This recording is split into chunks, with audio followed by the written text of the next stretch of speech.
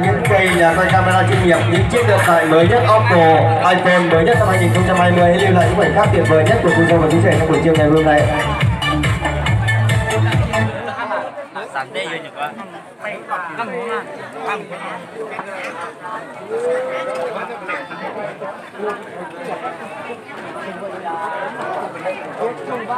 Vâng, cô dâu chú rể chúng ta đứng lên phía trước. Vâng, xin mời quan viên hai họ chúng ta đứng ở phía sau ạ. Vâng, đứng hai bên.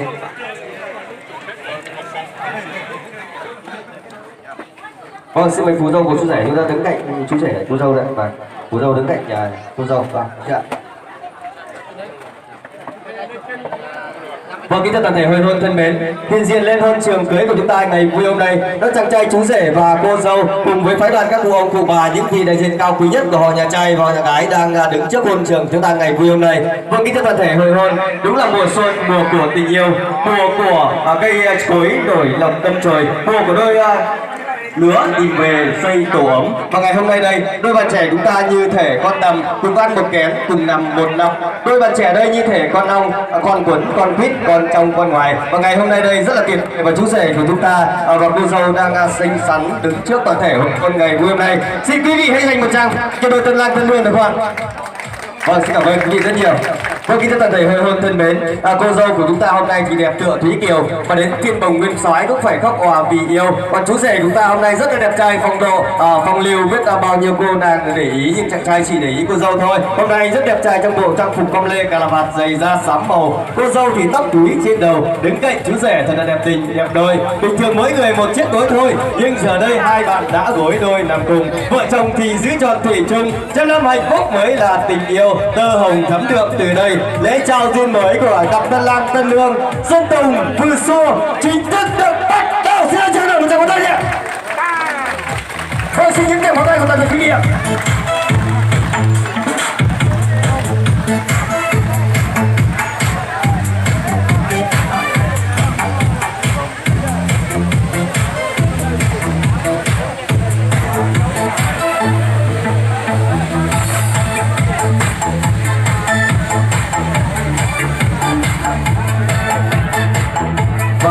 Vâng, quý vị, và kính thưa toàn thể hội hôn thân mến, đúng là ai chắp cánh cho chim bay về tổ, ai mở đường cho đôi lứa gặp nhau, để đôi bạn trẻ Xuân Tùng và Vừa Xua được gặp nhau đây, như cá gặp nước, như mây gặp rồng.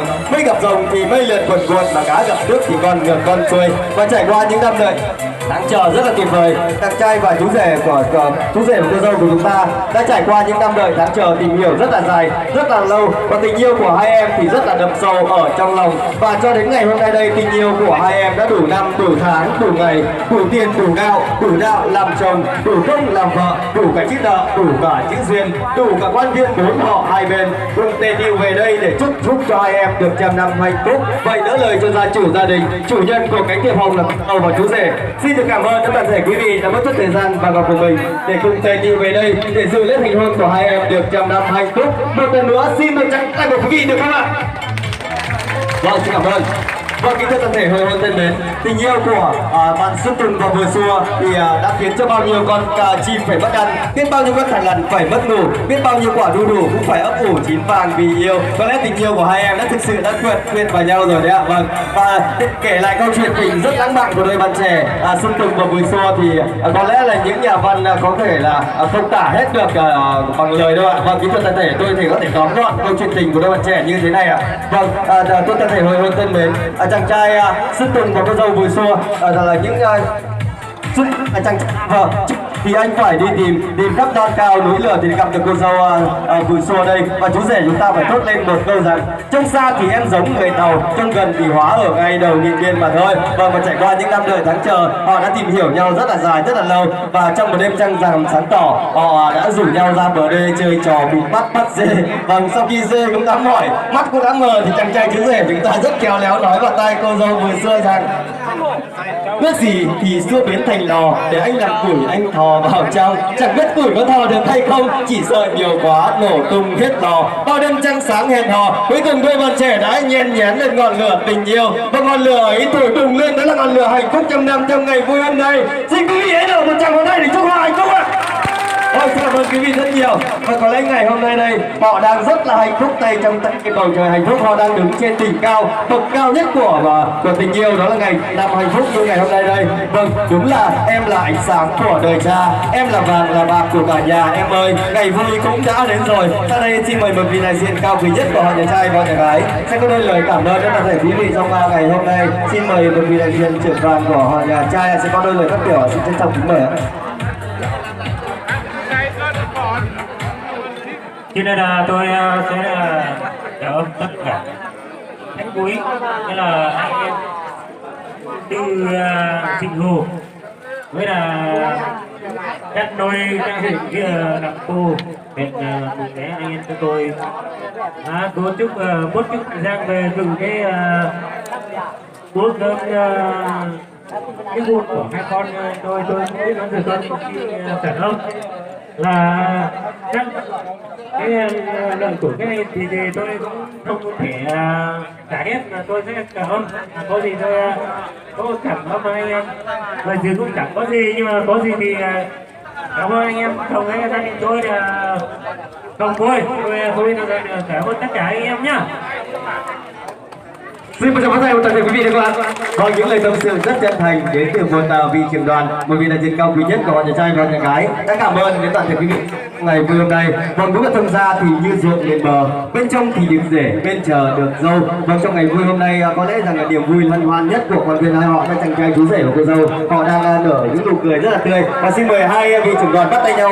Vâng, xin mời cô ông đại diện cho họ nhà trai và cô ông họ nhà gái sẽ bắt tay nhau để kết nối thông gia. Vâng, xin mời, xin những tràng bắt tay của toàn thể quý vị ạ. Vâng, xin cảm ơn quý vị rất nhiều. Và ngay sau đây xin mời của họ quan viên họ nhà trai và nhà gái chúng ta xuống phía dưới để dành vị trí lại cho cô dâu của chú rể. Xin mời cô dâu chú rể chúng ta xuống phía dưới ạ. Vâng, xin mời. Xuống dưới. Hai bạn kết tay ra ngồi trên đợi chờ. Vâng, xin mời. Vâng, xin cảm ơn ạ. Vâng, xin mời các cô xuống dưới ạ. Vâng. Vâng, kính thưa toàn thể hội hôn thân mến, ngay giờ phút này đây, đúng là thông gia thì như ruộng liền bờ, bên trong được rể, bên chờ được dâu. Và có lẽ rằng của hai họ đang rất là hồ hởi, rất là tuyệt vời, rất là mừng rỡ trong buổi trưa ngày hôm nay, bởi vì họ đã có được một chàng rể rất là tuyệt vời và một cô dâu cũng rất là hiền thảo, rất là xinh xắn, nhỏ nhắn, đáng yêu trong buổi trưa ngày hôm nay. Và hiện diện ngay trên sân khấu chúng ta là chàng trai chú rể và cô dâu ngay giờ phút ở đây, giờ phút đẹp nhất của hai bạn trẻ. Và kính thưa toàn thể hội hôn thân mến, chú rể cũng nói với toàn thể hội hôn rằng họ đến với nhau không vì tiền vì bạc, họ đến với nhau bằng tình yêu nam nữ. Và ngày hôm nay chú rể chúng ta muốn nói với toàn thể quý vị rằng nhà anh thì chỉ có một gian, nửa thì làm bếp mà nửa toan thì làm buồng. Nhà anh có chiếu có giường, ấm lòng ổ dạ thì xua thương chẳng là. Vâng, là xua nói với chú rể rằng được vàng được bạc trên tay, hôm nay mừng rỡ được may gặp chàng. Trèo lên cung cửi dệt hàng, cửi kêu kỳ núi thiếp yêu chàng luyến thăng. Và lời thề dưới nước trên trăng, trăm năm hai bạn không bỏ đạo hàng cùng nhau. Xin một tràng pháo tay nữa toàn thể quý vị được các bạn. Vâng, xin cảm ơn. Vâng, giờ phút tại đây những gì đã trao, những gì đã gửi, những lời hay ý đẹp, những lời chúc mừng tốt đẹp nhất chúng ta dành cho cô dâu chú rể đã trao rồi. Vậy còn một thứ chưa trao, quý vị có biết là gì không ạ? Những bạn trẻ chưa yêu đâu ạ, biết là gì không ạ? Vâng, chú rể ơi, ở dưới họ nói là hôn. Xin được giao lưu với chú rể một chút. Xin hỏi chú rể có đồng ý không ạ? Có, một câu trả lời rất chắc chắn là hỏi lại một lần nữa có hay không ạ? Có. Vâng, một câu trả lời rất là chắc chắn và có. Vâng, xin hỏi cô dâu đã sẵn sàng chưa? Có, nhưng hơi lẽ một chút đúng không ạ? Vâng, có lẽ giờ phút này đây, giờ đẹp nhất trong ngày hôm nay đó là cô dâu của chú rể sẽ thể hiện một nụ hôn ngọt ngào nhất, nụ hôn của những người hạnh phúc trăm năm. Nụ hôn của ngày hôm qua hôm kia chúng ta gác lại một bên, còn nụ hôn của ngày hôm nay mới là nụ hôn của người hạnh phúc tuyệt vời nhất, và họ đang đứng trên đỉnh cao của ngày tình yêu, đó là hạnh phúc trăm năm. Vâng, xin hai bạn chúng ta quay sang nhau với góc 37 độ 5 đến 35 độ 7. Vâng, hai bạn tiết sát đến sát nhau gần như không khoảng cách. Vâng, xin mời ạ. Vâng, xin mời tay chú rể đặt vào eo của cô dâu ạ. Vâng, xin mời tay của cô dâu đặt lên bờ vai của chàng trai chú rể. Đặt lên vai, vâng, vai. Cầm tay không được sờ soạng lung tung, vâng, đặt đúng chỗ rồi. Vâng, hai bạn có lẽ là yêu nhau, trao cho nhau những nụ hôn của ngày hôm qua, ngày hôm kia rất nhiều rồi, nhưng ngày hôm nay đây mới là nụ hôn hạnh phúc tuyệt vời nhất. Vâng, và có lẽ là hai bạn đang rất là hồi hộp. Cameroon, chính tôi đứng cạnh hai bạn cũng cảm thấy Cameroon, hai bạn đứng sát nhau một chút nữa. sát chút nữa, gần như không khoảng cách. Vâng. Vâng. Quý vị sẽ được chứng kiến một nụ hôn rất ngọt ngào của cô dâu và chú rể. Xin được khuyến cáo những bạn trẻ dưới 16 tuổi và những bạn nhỏ chúng ta không xem nhá, tránh tình trạng phê. Vâng.